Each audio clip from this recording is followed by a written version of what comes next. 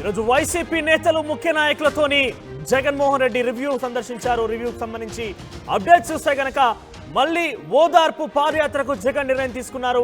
Party నేతలకు clarity ఇచ్చారు. YCP అధినేత హామీల అమలుపై కొత్త ప్రభుత్వానికి ఏడాది టైం ఇస్తున్నాం, ఆలోపు గనక హామీలు అమలు చేయకపోతే ప్రస్తుతం హనీమూన్ టైం నడుస్తోంది అంటున్నారు మాజీ సీఎం. లేదంటే ప్రజల కోసం నేనే వస్తా అంటున్నారు మాజీ సీఎం జగన్మోహన్ రెడ్డి.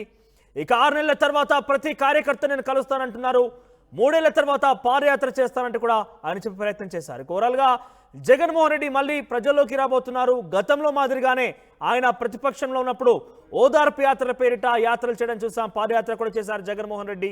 ఆ తర్వాత 2019 ఎన్నికల్లో గణనీయమైనటువంటి విజయం సాధించారు. తర్వాత అధికారంలోకి వచ్చిన తర్వాత అనుకున్న స్థాయిలో ప్రజల్ని ఆయన ఒక రకంగా నమ్మించలేకపోయారు. ప్రజలు ఆయన తిప్పుకోలేకపోయారు. కొన్ని కారణాల వల్ల ఘోర పరాజయాన్ని ఎదుర్కొన్నారు జగన్మోహన్ రెడ్డి. అయితే ఈరోజు వైసీపీ ముఖ్య నాయకులు కార్యకర్తలతోని రివ్యూ ఏర్పాటు చేశారు. ఆయన ఓటమిపై మరోసారి కార్యకర్తలతో నాయకులతో చర్చించారు. అయితే బయటికి వచ్చినటువంటి విషయాలు చూస్తే కనుక ఓదార్పు యాత్రని మళ్ళోసారి చేయబోతున్నాను, పాదయాత్ర చేయబోతున్నాను, నేరుగా కార్యకర్తలతో మమేకమై నేను మళ్ళీ వెళ్తానంటూ కూడా నేను చెప్పే ప్రయత్నం చేశారు. పార్టీ నేతలకు క్లారిటీ ఇచ్చారు. ఎవరు కూడా అధైర్యపడకండి, నేనున్నానంటూ భరోసా ఇస్తానంటూ కూడా కార్యకర్తల్ని నాయకులకైనా ధైర్యం చెప్పే ప్రయత్నం చేశారు. ఇక ఏడాది పాటుగా ఈ ప్రభుత్వానికి సమయం ఇస్తున్నాను, వాళ్ళు హామీలు కనుక నెరవేర్చకపోతే తిరిగి ప్రజల్లోకి వెళ్తాను, ప్రజలను తెలుసుకుంటానంటూ ఆయన చెప్పుకొచ్చారు. ఎస్, ఒకసారి మాట్లాడే ఇదే అంశానికి సంబంధించిన ప్రతినిధి రామారావు లైవ్లో సిద్ధంగా. ఎస్ రామారావు, ఇది కేవలం హనీమూన్ టైం మాత్రమే నడుస్తోంది. డెఫినెట్గా మళ్ళీ ఒకసారి ప్రజల్లోకి వెళ్తాను, కార్యకర్తలతో మమేకమై నడుస్తానంటూ జగన్మోహన్ రెడ్డి పాదయాత్ర విషయం ఏదైతే బయటికి వార్తలు వస్తున్నాయో దాని మీద అప్డేట్స్ ఏంటి, ఎంత మేరకు ఇది నాయకుల్లో కానీ కార్యకర్తల్లో కానీ చర్చకు వస్తుంది, దాని గురించి పార్టీ నాయకులు కావచ్చు లేకపోతే ప్రజలు ఏమనుకుంటున్నారు?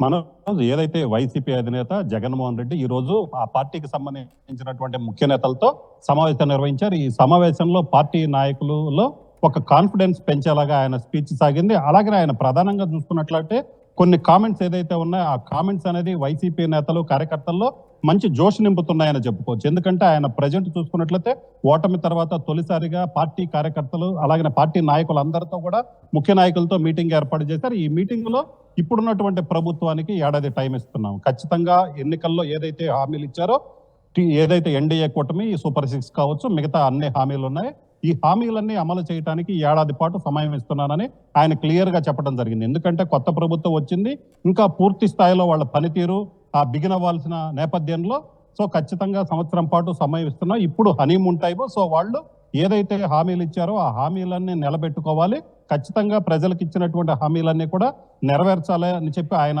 కార్యకర్తలతో నాయకులతో చెప్పడం జరిగింది. సో దీనికి సంబంధించి ఒక ఏడాది పాటు టైం ఇస్తున్నాము. ఆ సమయంలోపు ఏదైతే ఇప్పుడున్నటువంటి ఎన్డీఏ ప్రభుత్వం హామీలు నెరవేర్చకపోతే తానే నేరుగా రంగంలో దిగుతానని ఆయన క్లియర్ గా చెప్పడం జరిగింది. అప్పుడు ప్రభుత్వంపై పోరాటం చేస్తానని చెప్పడం జరిగింది.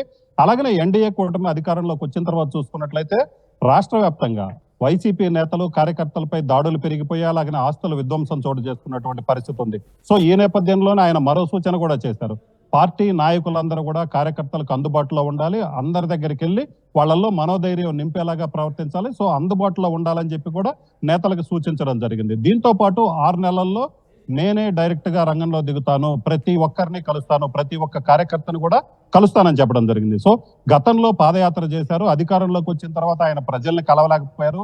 రచ్చబండ కార్యక్రమం పెడతాము, అప్పుడు ప్రజల్ని కలుస్తాం, ప్రజల సమస్యలు తెలుసుకుంటామని ఎన్నికలకు ఒక 6 నెలల ముందు కూడా చెప్పడం జరిగింది. అయితే రచ్చబండ కార్యక్రమం ద్వారా ప్రజల్ని కలుస్తారు, మళ్ళీ ఏదైతే ఓదార్పు పాదయాత్ర తర్వాత మళ్ళీ రచ్చబండ కార్యక్రమం ద్వారా కలుస్తారు అనుకున్నప్పటికీ కూడా అది కార్యరూపం అయితే దాల్చలేదు. చివరికి సిద్ధం సభల ద్వారా ఆయన ఎన్నికల ప్రచారమే నిర్వహించారు, కానీ ఎన్నికల కంటే ముందు ఆయన నేరుగా ప్రజల్ని కలవలేకపోయినటువంటి పరిస్థితి ఉంది. సో ఈ నేపథ్యంలోనే మళ్ళీ తాను ప్రజల్లోకి రావటం ద్వారా పార్టీకి పునర్వైభవం తీసుకొని రావచ్చు, పార్టీని స్ట్రెంగ్తెన్ చేయొచ్చు అనే ఒక ఆలోచన అయితే మాత్రం జగన్మోహన్ రెడ్డిలో ఉంది. సో ఈ నేపథ్యంలోనే పార్టీ నాయకుల సమావేశంలో ఆయన చేసినటువంటి వ్యాఖ్యలు అయితే మాత్రం కేడర్లో జోష్ నింపేలాగా ఉంది. అలాగనే మరో 3 ఏళ్ల తర్వాత తాను పాదయాత్ర చేస్తాను. సో పాదయాత్ర అనేది ఏపీలో ఒక సెంటిమెంట్ గా మారినటువంటి పరిస్థితి ఉంది. ఎందుకంటే ఎవరు పాదయాత్ర చేసినా వాళ్ళు విజయం సాధిస్తున్నటువంటి పరిస్థితి ఉన్న నేపథ్యంలో 3 ఏళ్ల తర్వాత తాను మళ్ళీ ఖచ్చితంగా రాష్ట్ర వ్యాప్తంగా పాదయాత్ర చేస్తానని కూడా చెప్పడం జరిగింది. అలాగనే ఓదార్పు పాదయాత్ర అలాగనే ఎవరైతే నాయకుల మీద, రామారావు ఇటీవల కార్యకర్తల మీద కాలంలోనే రుషికొండ విషయంలో కావచ్చు, లేకుంటే నేను అమరావతికి వెళ్లారు, పోలవరాన్ని కూడా చంద్రబాబు సందర్శించారు. సో ఇక్కడ ఆయన సందర్శించిన చోటల్లా రుషికొండ ముఖ్యంగా ఎటు చూసినా కూడా జగన్మోహన్ రెడ్డిని ఇరకాటంలో పడే విధంగానే కనబడుతోంది. అనేక రకాల ఆరోపణలు, చర్చ కూడా వస్తున్నాయి ప్రజల్లో కావచ్చు, అటు జాతీయం కూడా రుషికొండ ప్యాలెస్ మీద కావచ్చు, కార్యకర్తల మీద జరిగేటువంటి జాళ్ల విషయంలో కావచ్చు, కొంత వైసీపీ జగన్మోహన్ రెడ్డి గత ప్రభుత్వాల యొక్క విధ్వంసం గురించి మాట్లాడుతున్న నేపథ్యంలో వాటి గురించి మరి రియాక్ట్ అయ్యారా? ఖచ్చితంగా దీనికి సంబంధించి అయితే మాత్రం మాజీ మంత్రి కొడాలి నాని రియాక్ట్ అయ్యారు. అయితే ప్రభుత్వం చేస్తున్నటువంటి దుష్ప్రచారాలు ఏదైతే ఉన్నాయో ఆ దుష్ప్రచారాలని తిప్పికొట్టాలని కూడా ఆయన క్లియర్ గా నేతలకు సూచించడం జరిగింది. సో మీటింగ్ తర్వాత చూసుకున్నట్లయితే మాజీ మంత్రి కొడాలి నాని ఆయన డైరెక్ట్ గా మీడియాతో మాట్లాడటం జరిగింది. ఆయన క్లియర్ గా చెప్పారు, ఏదైతే రుషికొండ విషయంలో తెలుగుదేశం పార్టీ ఏదైతే దుష్ప్రచారం చేస్తుందని కూడా చెప్పడం జరిగింది. అది సీఎం జగన్ ఏదైతే అప్పట్లో సీఎం కొన్నారో ఆయన సీఎం గా జగన్ నివాసంగా ఏర్పాటు చేసుకుంటారని చెప్పడం జరిగింది. సో దీని మీద అయితే మాత్రం మాజీ మంత్రి కొడాలి నాని డైరెక్ట్ గా తెలుగుదేశం పార్టీ నేతలకి కౌంటర్ ఇచ్చారు. అది జగన్ నివాసం అని ఎక్కడైనా చెప్పారా? జగన్ అది తాను నివాసం ఉండటానికి నిర్మించుకుంటున్నాను రుషికొండ దగ్గర అని ఎక్కడైనా చెప్పడం జరిగిందా? ఎక్కడా చెప్పలేదు. అలాగే ఎప్పుడైనా కూడా జగన్మోహన్ రెడ్డి ప్రభుత్వ కార్యాలయాల్లో, ప్రభుత్వ ఆఫీసుల్లో ఎప్పుడు ఉండలేదు. ప్రతిపక్షంలో ఉన్న సమయంలో లోటస్ పాండ్ లో ఉన్నారు, అధికారంలో ఉన్న సమయంలో తాడేపల్లిలో ఉన్నారు, అక్కడే క్యాంపు కార్యాలయం కూడా ఏర్పాటు చేసుకున్నారు. ఆయన ఎప్పుడు కూడా ప్రభుత్వ కార్యాలయాల్లో ఉండలేదు, ఆయన నివాసం ఎప్పుడు ఉండనటువంటి పరిస్థితి ఉంది. సో ఇదంతా టీడీపీ చేస్తున్న దుష్ప్రచారం. విశాఖని రాజధానిగా చేయాలనుకున్నాము, అది కూడా తమ నేత క్లియర్ గా చెప్పడం జరిగింది. సో విశాఖ రాజధాని చేసినట్లయితే రాజధాని ప్రాంతానికి జాతీయ, అంతర్జాతీయ స్థాయిలో అతిథులు వస్తారు. సో వాళ్ళందరికీ ఆతిథ్యం ఇవ్వడానికి ఒక అదే రేంజ్ లో ఉన్నటువంటి ఒక గెస్ట్ హౌస్ నిర్మించాలన్న ఉద్దేశంతోనే రుషికొండలో గెస్ట్ హౌస్ నిర్మించారు. అది జగన్ నివాసం అని టీడీపీ నేతలు తప్పుడు ప్రచారం చేస్తున్నారని కూడా ఆయన చెప్పడం జరిగింది. సో ప్రభుత్వం ఏదైతే దుష్ప్రచారం చేస్తుందో, ప్రభుత్వం చేస్తున్న ఆరోపణల మీద కౌంటర్ ఇవ్వటం కూడా కౌంటర్ అటాక్ కూడా ఇవ్వటం బిగినైనటువంటి. ఎందుకంటే 175 స్థానాల్లో కేవలం 11 స్థానాలు మాత్రం వైసీపీ పార్టీ గెలిచింది. ఉన్నటువంటి ఆ ప్రతిపక్ష హోదాను కూడా కోల్పోయిన పరిస్థితి. సో రానున్న రోజులు అసెంబ్లీ సమావేశాలు జరగబోతున్నాయి. అసెంబ్లీ సమావేశాలకు సంబంధించి ఏ రకంగా వాళ్ళు ముందుకెళ్లబోతున్నారు, లేకపోతే కనీసం ప్రతిపక్ష హోదా కూడా లేదు కాబట్టి వైసీపీ ఎటువంటి ప్రణాళికతో ముందుకెళ్లబోతున్నారు, అటు ప్రజల్లో కావచ్చు, ఇటు అసెంబ్లీలో జరిగేటువంటి సమావేశాల్లో కావచ్చు, ఏ రకంగా ప్రభుత్వాన్ని తిప్పికొట్టబోతున్న అనే విషయాల్లో ఏమైనా మాట్లాడారా? ఖచ్చితంగా మనోజ్, ఎందుకంటే ఈ సమావేశానికి కొత్తగా ఎంపికైనటువంటి ఎమ్మెల్యేలు కూడా వచ్చినటువంటి పరిస్థితి ఉంది. సో వాళ్ళందరికీ అసెంబ్లీలో అనుసరించాల్సిన వ్యూహంపై క్లియర్ గా ఆయన చెప్పడం జరిగింది. ప్రజా సమస్యల మీద పోరాడాలి, దీనికి సంబంధించి ఎటువంటి రాజీ లేదు. ప్రభుత్వం ఏదైతే హామీలు ఇచ్చిందో ఆ హామీలు నెరవేరుస్తుందా లేదా మనం చూడాలి. ప్రభుత్వం హామీలు ఇవ్వకపోతే ప్రజలకు ఇచ్చినటువంటి హామీలు నెరవేర్చాలి. ప్రజల్ని మోసం చేసే విధంగా ప్రవర్తించినట్లయితే ప్రభుత్వం మీద పూర్తి స్థాయిలో పోరాటం చేయాలని ఆయన చెప్పడం జరిగింది.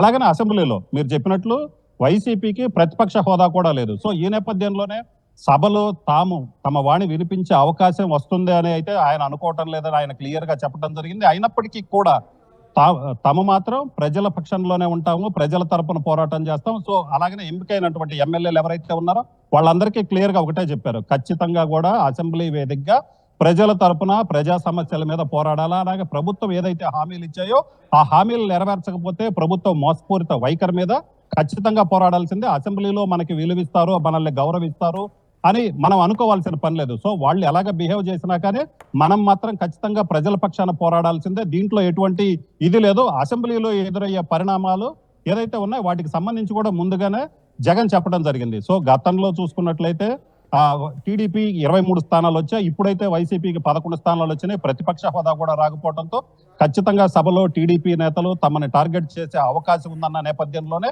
ఎన్నికైనటువంటి ఎమ్మెల్యేలందరికీ కూడా ఆయన క్లియర్ గా దిశానిర్దేశం చేయడం జరిగింది. ఎట్టి పరిస్థితుల్లో కూడా ప్రజా సమస్యల మీద పోరాటంలో వాళ్ళ సంఖ్యాబలం ఎక్కువైనప్పటికీ కూడా మనం ఎక్కడా తగ్గాల్సిన పని లేదు, మనకున్నటువంటి బలంతోనే మనం క్లియర్ గా పోరాడదామని కూడా చెప్పారు మనోజ్. రైట్ రామారావు, ఓవరాల్ గా తాడేపల్లిగూడెంలోని జగన్ నివాసంలో ఈరోజు వైసీపీ కార్యకర్తలు, వైసీపీ ముఖ్య నాయకులు, మాజీ మంత్రులు, మాజీ ఎమ్మెల్యేలతో, ప్రస్తుతం ఎమ్మెల్యేలతో కూడా ఆయన రివ్యూ కండక్ట్ చేశారు. ఓటమి తర్వాత మొదటి రివ్యూగా చెప్పాలి. అయితే రివ్యూలో చాలా సుదీర్ఘమైనటువంటి మనోధైర్యం నింపేందుకు జగన్మోహన్ రెడ్డి ప్రయత్నం చేశారు. మళ్ళీ ఓదార్పు యాత్ర స్టార్ట్ చేస్తానంటూ కూడా జగన్ చెప్పారు.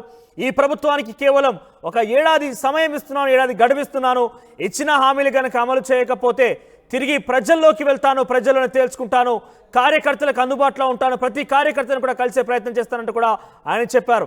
ఇప్పటికీ ఇన్ఫాక్ట్ ఆయన ఇంకా కూడా ఆశ్చర్యానికి అంతర్మదంలోనే తెలుస్తోంది. ఎందుకంటే ఆయన అనేక రకాలుగా సేవా కార్యక్రమాలు చేశాను, సోషల్ జస్టిస్ ఇంప్లిమెంట్ చేసే ప్రయత్నం చేశాను, నేరుగా ప్రజల ఖాతాల్లోకే పథకాలు తీసుకెళ్లే విధంగా చేశాను, ఎక్కడ కూడా అవినీతి అనేది చేయలేదు అంటూ కూడా ఆయన చెప్పుకొచ్చారు. కానీ ఇన్ని చేసినప్పటికీ నా ఓటమికి కారణం ఏంటో తెలియడం లేదంటూ కూడా ఆయన మాట్లాడినట్టు తెలుస్తోంది. సో ఈ రివ్యూలో చాలా క్లియర్గా ఆయన పార్టీ నాయకుల్లో మనోధైర్యం నింపే ప్రయత్నం చేశారు. ఇన్ఫ్యాక్ట్ ఎవరైతే వైసీపీ నాయకులు అధైర్యపడకండి, నేనున్నాను మీకు అంటూ కూడా ధైర్యం చెప్పే ప్రయత్నం చేశారు. కార్యకర్తల్ని అందరినీ కలుపుకొని వెళ్తానంటూ కూడా చెప్పారు. ప్రజల్లో మరోసారి ఒక మూడేళ్ల ముందు ఆయన 3 ఏళ్ల తర్వాత ఆయన పాదయాత్ర చేసే సిద్ధమవుతున్నారు. గతంలో కూడా ఒక సెంటిమెంట్ అయితే ఆంధ్రప్రదేశ్ రాష్ట్ర రాజకీయాలకు సంబంధించి ప్రారంభమైందని చెప్పాలి. 2014లో జగన్మోహన్ రెడ్డి పాదయాత్ర చేశారు. 2019లో ఆయన ముఖ్యమంత్రిగా అయ్యారు. ఆ తర్వాత టీడీపీలో సైతం యువగలం పేరిట నారా లోకేష్ కావచ్చు, చంద్రబాబు కూడా సభలు సమావేశాలతోని పాదయాత్రలతోని ప్రజల్లోకి వెళ్లారు. తిరిగి ఈసారి ఎన్నికల్లో వాళ్ళు ఘన విజయం సాధించారు.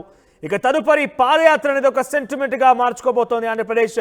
వెంటనే ప్రజల్లోకి మళ్ళీ వస్తాను, నేనున్నానంటూ ధైర్యం చెప్పే ప్రయత్నం చేస్తూనే ఓదార్పు యాత్ర, పాదయాత్ర చేయడానికి జగన్ నిర్ణయం తీసుకున్నారు. కేవలం ఏడాది మాత్రమే ఈ ప్రభుత్వానికి సమయం ఇస్తున్న తర్వాత ప్రజల్లోకి వెళ్ళి తేల్చుకుంటానంటూ జగన్మోహన్ రెడ్డి చెప్పే ప్రయత్నం చేశారు.